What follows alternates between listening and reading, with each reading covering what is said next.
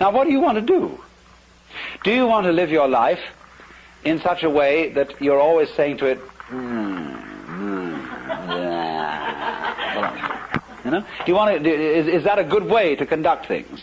Or do you want to live your life in such a way that you say, come on, let's go. You see, let's swing this thing.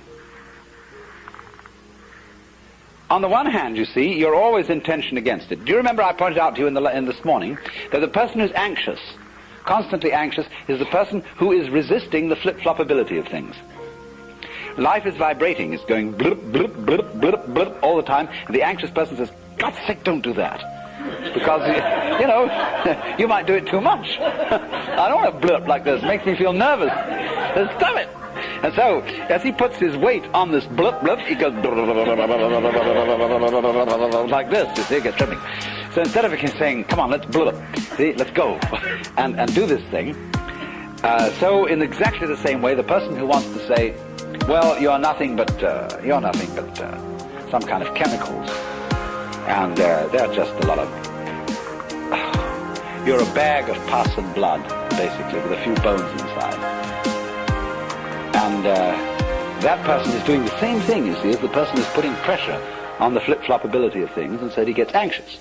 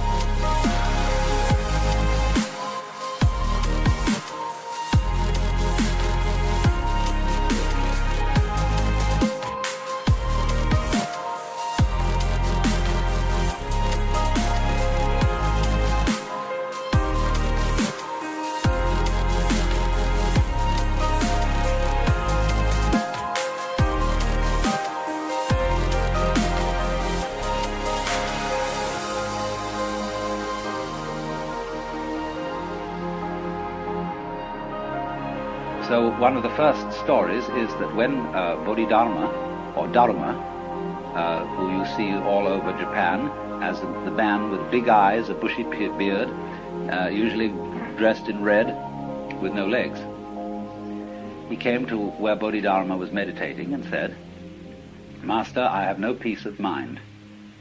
Please pacify my mind. Because he didn't even get in for a long time to ask the question, because Bodhidharma refused to see anybody.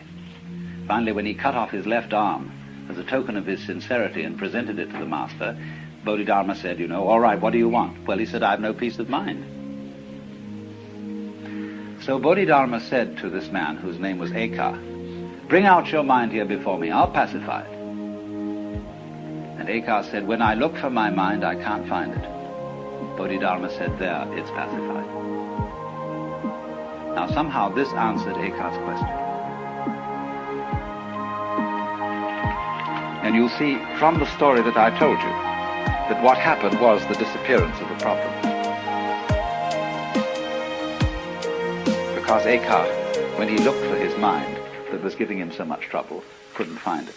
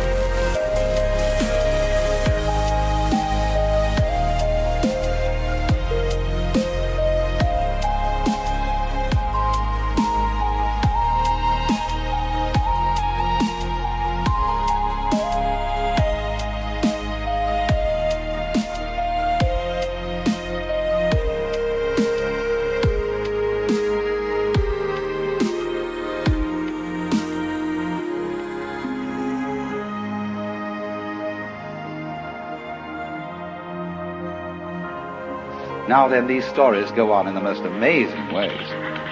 And I might retail a few, although some of them may be familiar to you. I'll try and choose ones that are probably less familiar.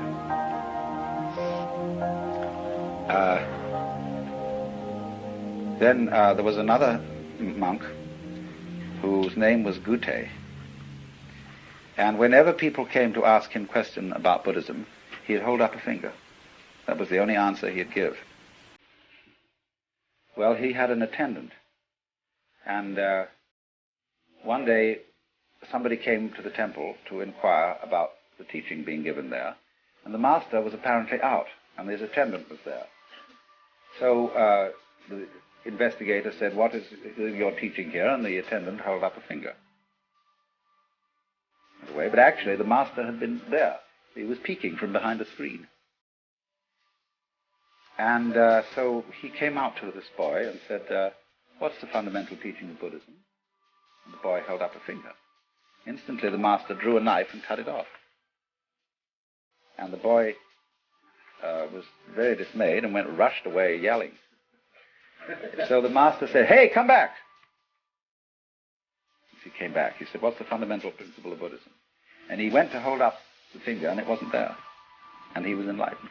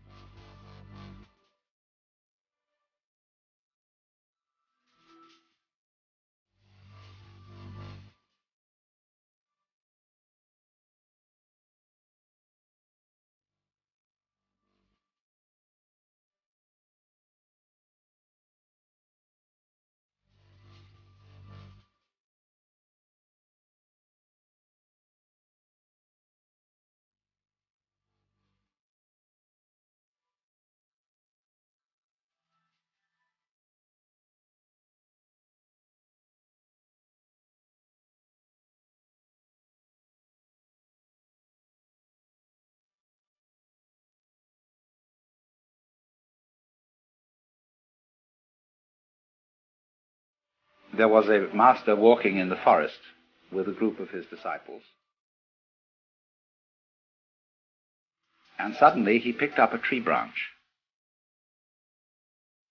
and said to one of the monks, "What is it?" And the monk hesitated, didn't answer immediately, so the teacher hit him with it. So he turned to another monk and said, "What is it?" And the monk said, "Give it to me so that I can see." And the master tossed him the branch. He caught it and he hit the master with it. And so the master said, "Well, you got out of that dilemma."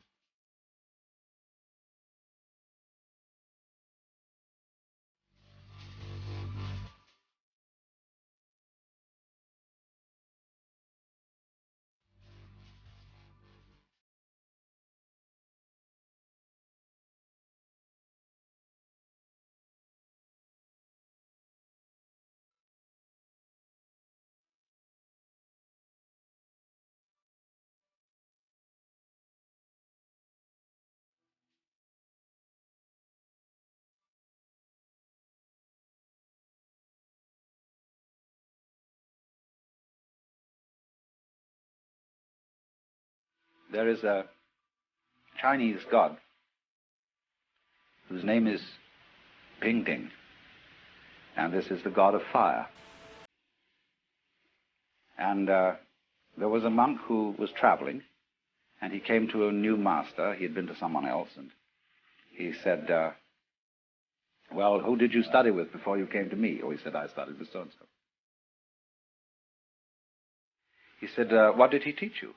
Well, he said, when I asked about the fundamental meaning of Buddhism, he answered me, Ping comes for fire. Well, the master said, that was an excellent answer, but I bet you didn't understand it.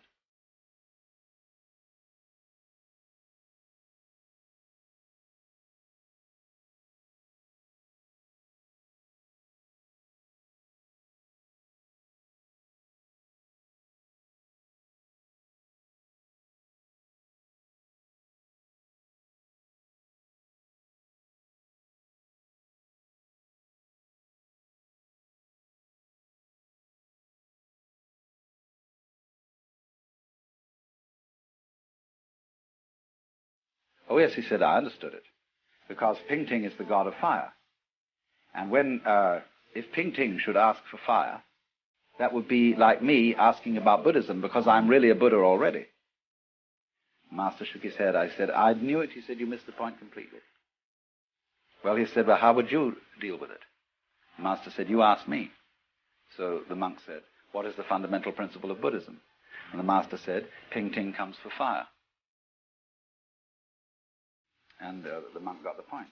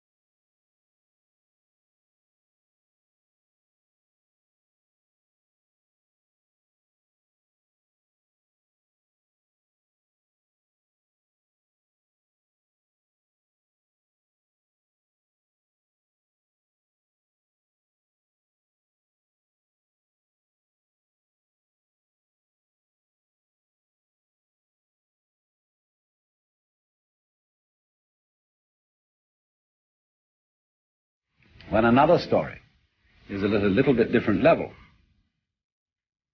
There was a very great samurai, no less than Miyamoto Musashi, and he was taking a ferry boat across Lake Biwa. And after he had got on the boat, suddenly a drunken samurai came bouncing aboard, and he looked at Miyamoto and said to him, "Ha! I see you're a samurai. What's your school?" And he said, "Mine is the no-sword school." He said, "Ha, ha, ha." The boat had begun taking off by this time and was going across the water. No-sword school, what a thing, what a thing. He said, "I'll try out your no-sword school." And he drew his sword and said, "Come on." And Miyamoto said, no, wait a minute. There are a lot of people around on this boat, and if we start fighting, somebody might get hurt. Why don't we go over to that island there, and we can fight there? So he said to the ferryman, "Row over to that island." And so they went over to the island, and this drunken samurai was all ready to get in the fight. And he jumped off the boat onto the island, and quickly Miyamoto grabbed the oar from the ferryman and pushed the boat out into the water. Left him stranded. And he said, "You see my no-sword school."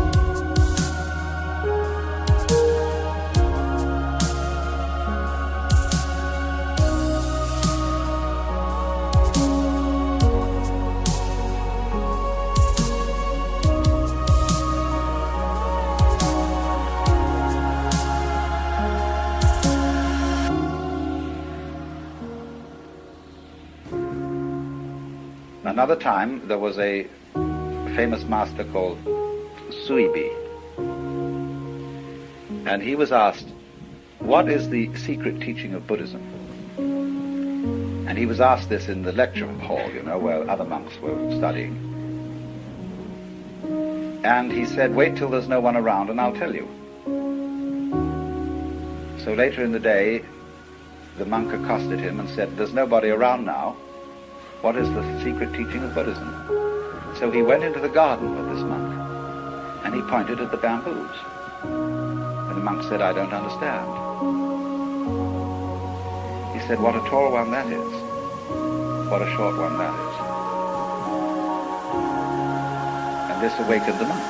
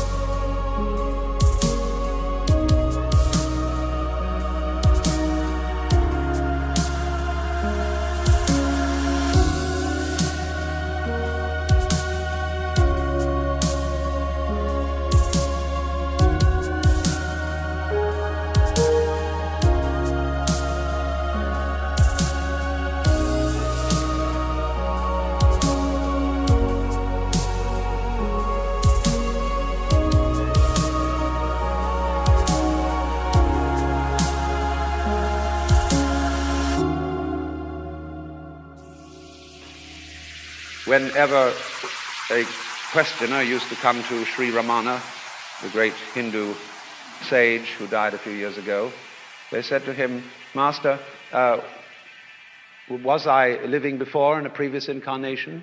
And if so, who was I? And he would say, who is asking the question? Who are you?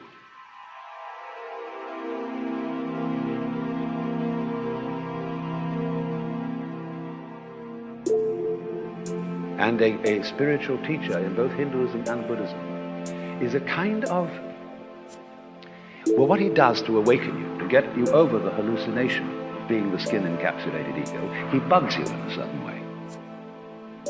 He has a funny look in his eye, as if to say, come off it, Shiva, I know what you're doing. You say, what, me? And he looks at you in a funny way.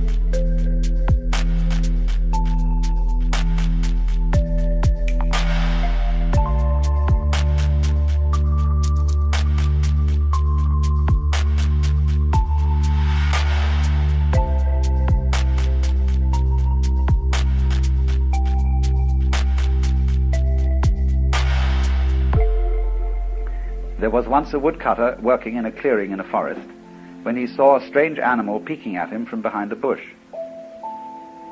And thinking to have this animal for dinner, he rushed at it with his axe.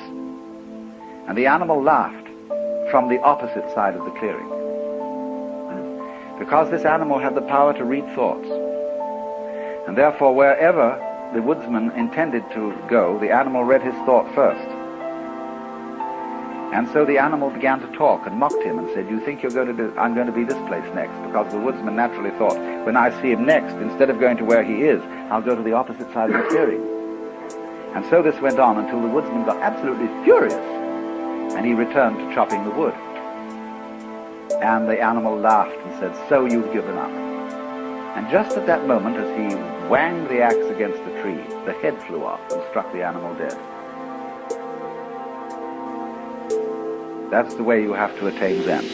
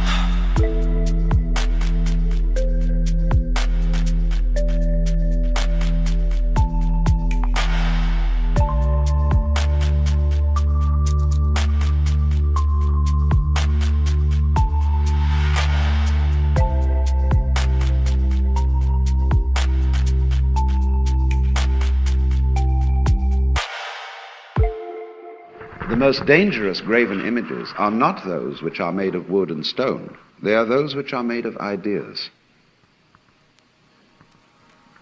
And it is well known to the great mystical tradition of the world, all over the world, that the sort of supreme vision can only come when you have got rid of every idea of God whatsoever. It would be like, as I've often used this image, cleaning a window on which somebody has painted blue sky. Well, to see the sky, you've got to scrape off the paint.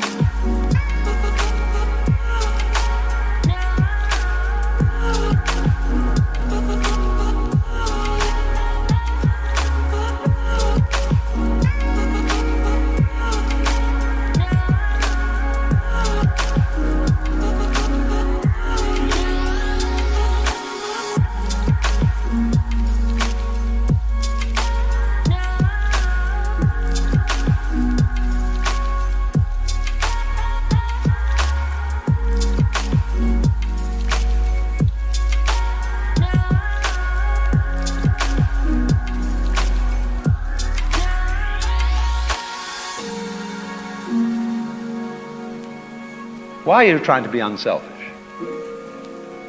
Well, the answer is I want to be on the side of the big battalions. I think it's going to pay better to be unselfish than to be selfish. Well, Luther saw that. But there it is. Because what he's done, you see, he's beginning to make you see the unreality, the hallucinatory quality of a separate self. This has merely conventional reality in the same sense as lines of latitude and longitude, the measurements of the clock. That's why one of the meanings of Maya, illusion, is measurement. Things, for example, are measurements. They are units of thought, like inches are units of measurement. There are no things in physical nature. how many things is a thing? And it's any number you want. Because a thing is a think, a unit of thought. As much of reality as you can catch hold of in one idea.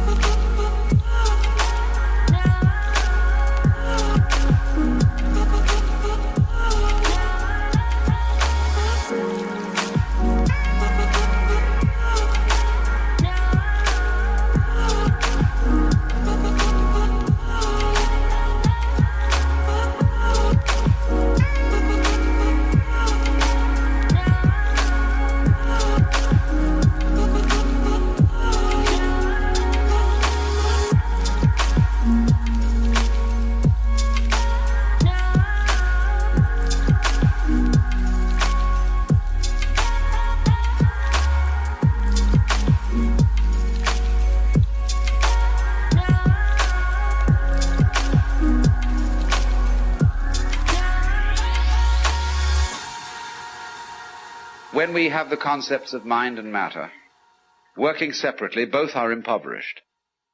Mind becomes vague, kind of gas, psychic gas, and matter becomes mere stuff. And how these two ever influenced each other, nobody ever could decide. Because all properly behaved ghosts walk straight through brick walls without disturbing either the bricks or the ghost. And so how can a mind incarnate in a material body move that body in any way? This was always a puzzle.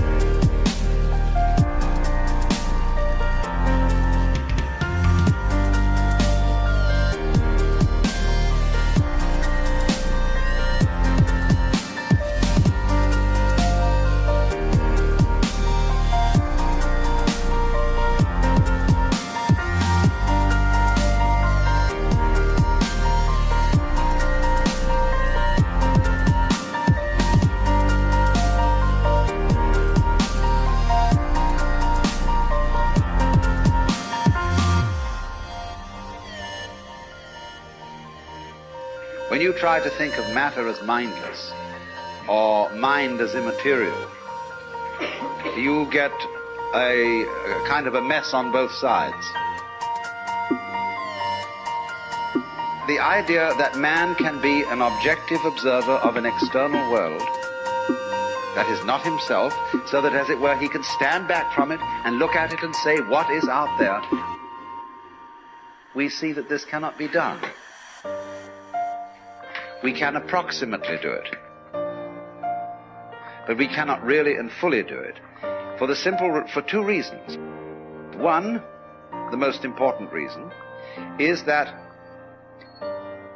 the biologist will show us very clearly there is no way of definitively separating a human organism from its external environment.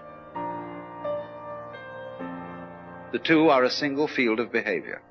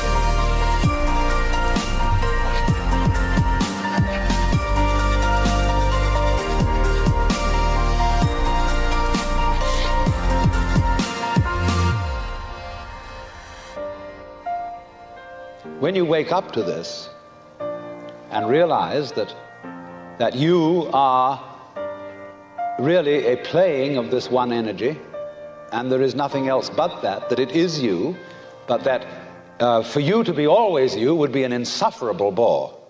And therefore, it is arranged that you stop being you after a while and then come back.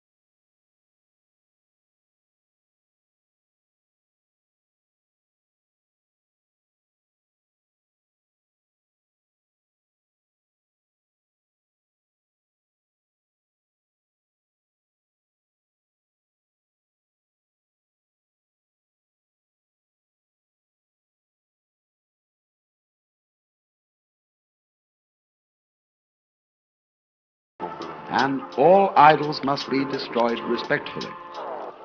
Not like those wretched Puritans who went around destroying all the saints' figures and the stained glass in the medieval churches. That was disrespectful iconoclasm.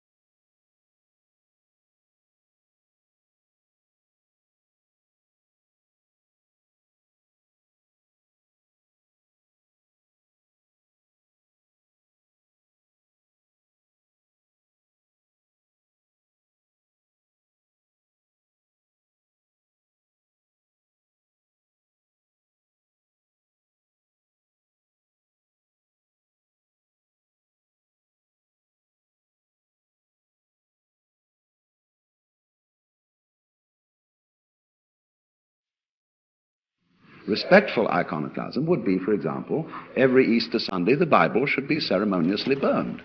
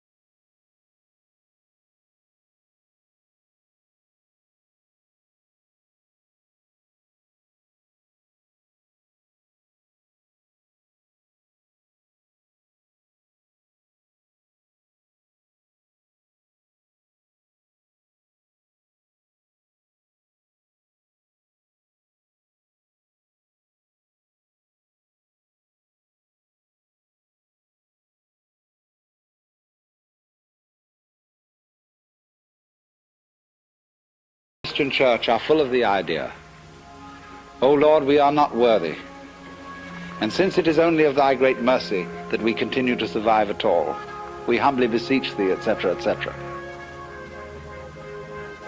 Imagine going around with that feeling about the nature of reality, that it is watching you all the time, that you're always on probation, like a released prisoner. And therefore there is an all-seeing eye at every moment of the day and night surveilling you, much more efficiently than any big brother could watch you through tiny TV cameras in your bedroom. I know a friend of mine who is a devout Catholic, and in her toilet, but she is different, she has a sense of humor. And in the toilet, you know, it's an old-fashioned one with a tank and a pipe coming down to the john. And there's a little placard on it with a big eye painted. And in Gothic letters underneath it, it says, "Thou, God, seest me."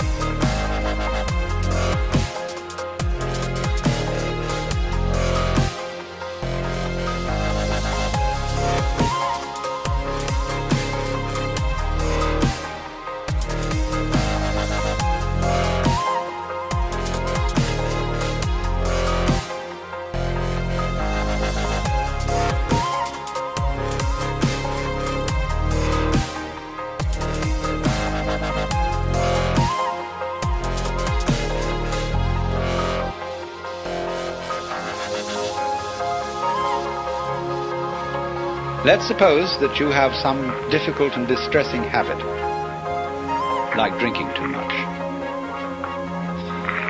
And you're assured that once you've become the victim of this habit, it's an extraordinarily difficult thing to get rid of it, and it requires intense willpower.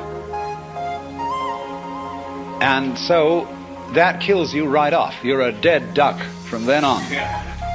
It's as if you had said to the devil one morning, "Look, I'm going to get rid of you. I'm not going to have anything to do with you anymore." So the devil, who is an archangel and is terribly clever, is all set for you. And because he knows that you are getting out of his way, he surrounds you with greater temptations than you ever imagined. If you are going to outwit the devil, it's terribly important that you don't give him any advance notice.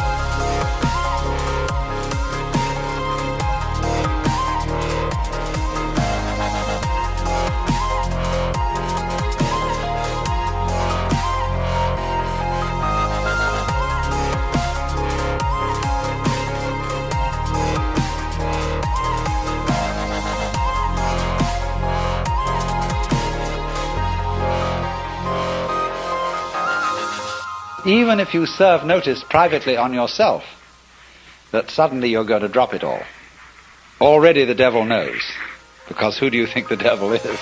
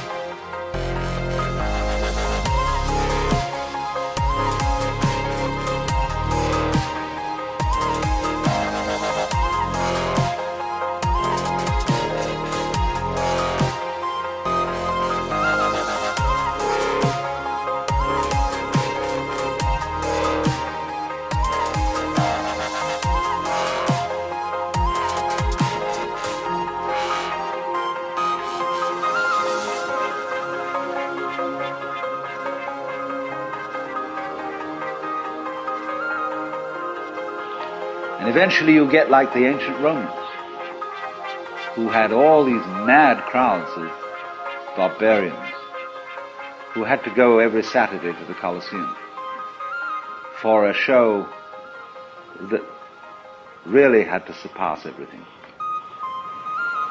Because they had public baths, they had prostitutes, they had every kind of luxury.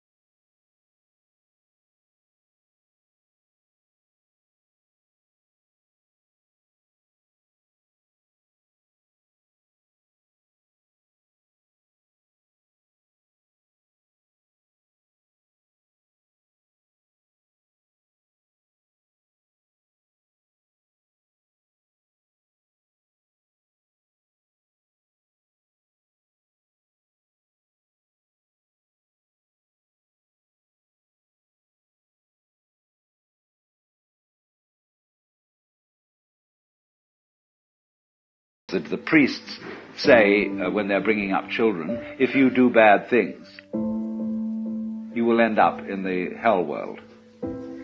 But this is a very inadequate way of showing how one gets to the hell world. You get to the hell world as a result of not knowing what you want. As a result of thoughtless pursuit of pleasure, which ends you eventually in the pursuit of pain. So when you're in the hell world, that's where you want to be.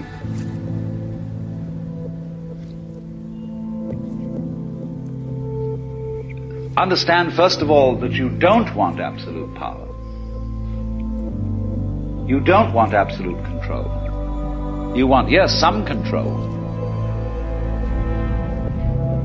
So then, we ask the question, if the motivation of power gaining disappears, you've seen through it and you know that's not what you want, what other motivation takes its place as the origin of actions? And it seems to me that the answer here is compassion.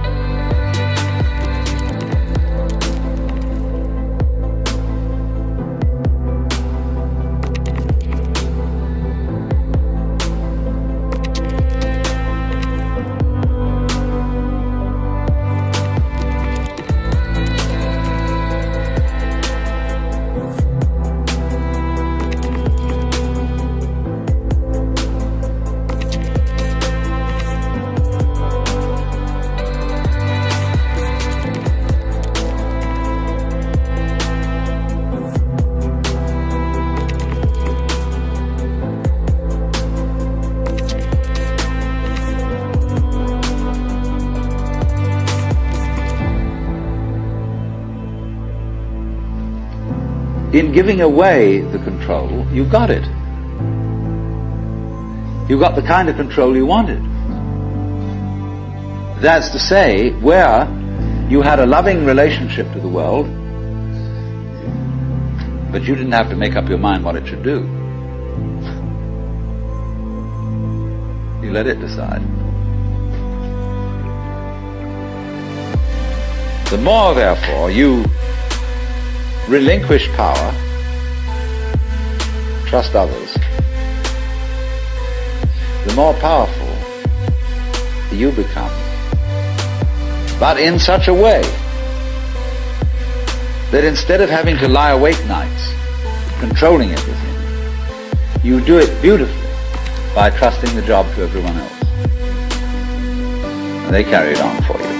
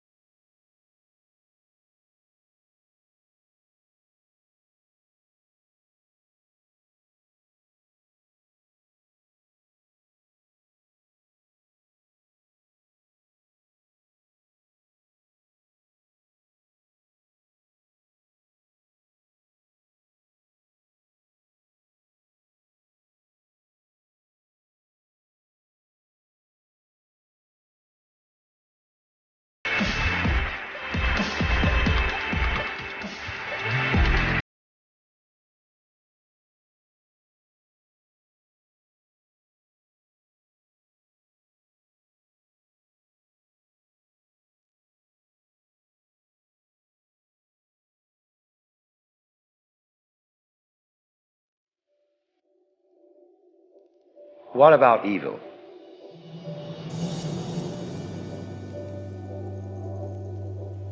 Are we to make the ground of being responsible for evil? And we don't want to do that because we want to keep God's skirts clean. In spite of the fact that our own Hebrew Bible says, I am the Lord, there is none else. I form the light and create darkness. I make peace and create evil. I, the Lord, do all these things.